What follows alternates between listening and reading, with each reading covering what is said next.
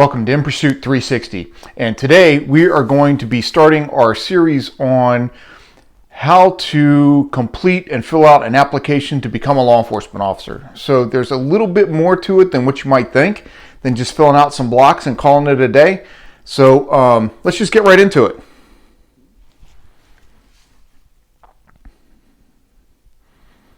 All right, welcome to In Pursuit 360, where today we are talking about filling out an application to become a law enforcement officer. So this is a multi-step process, and it really is, it runs through a lot of things, right? Like, what department are you going to work for? What kind of a department do you want to work for? How do you find the job announcements? And then once you find them, how do you identify the things that they're looking for that you need to make sure you include in your resume? What if you don't have a lot of experience to build a big resume? What if this is the first job that you're ever really going for and you've only gone to school? High school, college, or high school, tech school, take your pick, or high school, military, you have a resume. But depending on what your job is, I mean, if you were Army infantry and you served your minimum time and got out, what things have you done there? How do you apply that into your resume to build towards a law enforcement job? Well, we're going to talk about all that good stuff. But there are lots of pieces, so this is going to be kind of a series. So let's talk about the first thing in applying for a law enforcement agency. Which agency do you want? Which multiple agencies are you going to apply for? What kind of law enforcement do you want to do? So let's start with that. What kind of law enforcement do you want to do? Do you want to be a runner and a gunner? Do you want to be out there working the street, stopping speeding cars, writing tickets, catching the bad guy, chasing the bad guy, locking the bad guy up? Is that the kind of law enforcement that you want? So then let's talk about the different kind of agencies and what you get. If you want, some places call them township police. Pennsylvania has like townships, so they have small township police departments. You can have a small city police department. As an example, Fredericksburg, Virginia, the city of Fredericksburg has its own police department, even though the city is within Stafford County and Spotsylvania County. But they have their own city police department where they have jurisdiction. Or like in Georgia, where I'm at now, there's the Cobb County Police Department, right? And they've got the whole county, but within the county, you've got Powder Springs Police Department, you've got Marietta City Police Department, you've got these smaller municipality police departments within the larger county. And then, of course, then you go to your state agencies. You go to Georgia State Patrol, Virginia State Police, and so on and so forth. And then you go all the way up into federal. There are all kinds of federal agencies out there. I work for the Pentagon Police, part of Pentagon Force Protection Agency. They're on the same pay scale, benefit scale as the U.S. Capitol Police and the U.S. Secret Service Uniform Division. So those are three that are kind of tied in close together, although their jobs are similar, but because of where they're at, they're a little bit different. Not a lot of enforcing there, but anyway, we'll get into that. I've gotten too far ahead of myself. All right, so you want to run and gun.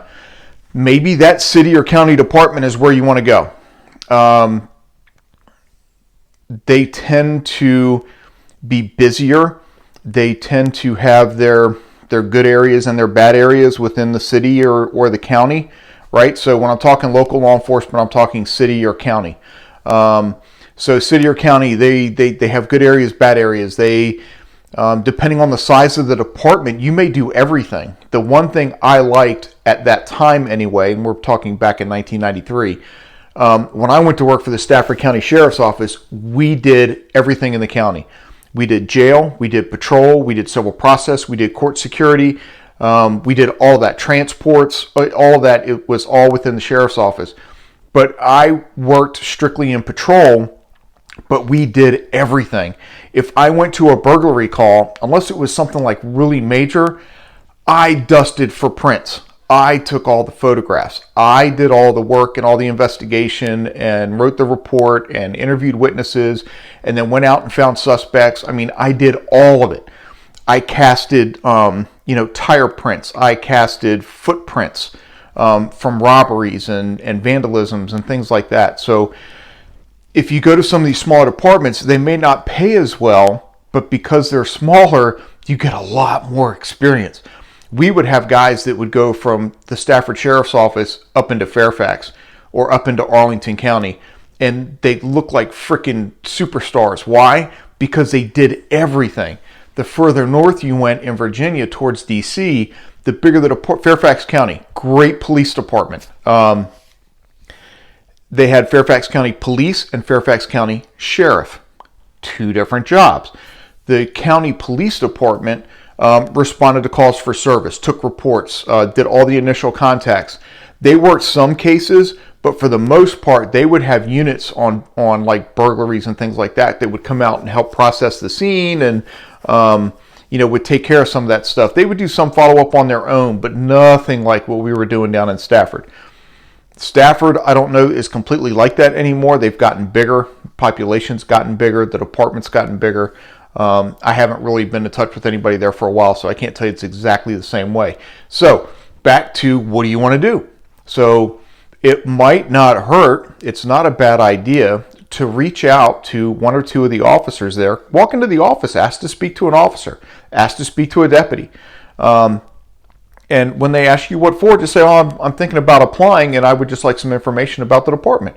We can put you in touch with a recruiter. Oh, that'd be great, but I'd really love to be able to talk to one of the officers, right? You want to talk to one of the officers and find out what they do. How do they do it? How much experience are they gaining? What are they compared to or like compared to another department? Just remember, you got some what I call them old heads, right? You got some old heads out there. They're just never happy, right? The grass is never green where they're at. It's always brown, and they're always moaning, groaning, and complaining. So be careful. Take everything that you hear with a grain of salt, but you need to do some research to figure out what kind of law enforcement do you want to do? What do you want to apply for? Maybe you want to go for a big department like Fairfax County or Arlington County Police Department, but you just can't get in. Well, then maybe you need to look at some of the smaller departments. Maybe you need, and I'm using Virginia just because I'm very familiar with it, maybe you need something smaller like an Alexandria Police Department, or go a little further south with the Prince William or Stafford County or an Orange County or a Loudoun County. There's a county everybody's heard about, right? Loudoun County, Virginia, where they had all the school board mess. That's Loudoun County Sheriff's Office. There is no county police department out there. It's just the sheriff's office. They run everything. So, what do you want to do? Do you want to go into state police? State police in most states, depending on where you're stationed, they're pretty much traffic. They write traffic tickets. They work accidents. They work certain investigations for the state. Like in Virginia, I know state troopers, if somebody fills out an application for a handgun and they falsify something or it needs to be investigated, they send a state trooper out to investigate that.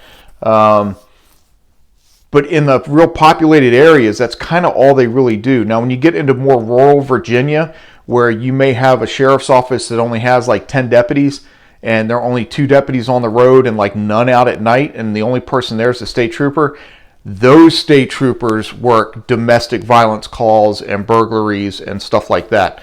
But those are the ones that are kind of like out kind of in the middle of nowhere with the smaller local departments. So yeah, it kind of depends, what experience do you want? What experience do you want where you want to work? Do you want to work a populated area? Do you want to work out, what I don't know, I just call it the sticks, right? Do you want to work out in the middle of nowhere? Or do you want to work somewhere where it's populated? You want to go state police? If it's a populated area, be ready to write tickets and work accidents. I know that's how it works in Virginia. I'm pretty sure that I've heard at a buddy of mine that was New York State Police. I'm sorry. Nope, take that back. West Virginia State Police, kind of the same thing. More rural areas, smaller local departments, they did a lot of work.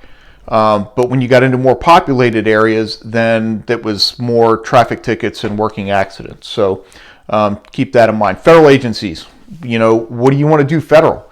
If you want to be Pentagon, Capitol Police, Uniform Secret Service, Secret Service Uniform Division, if you want to do, what else is there? The Supreme Court Police. Awesome agency if you can get in. Supreme Court Police.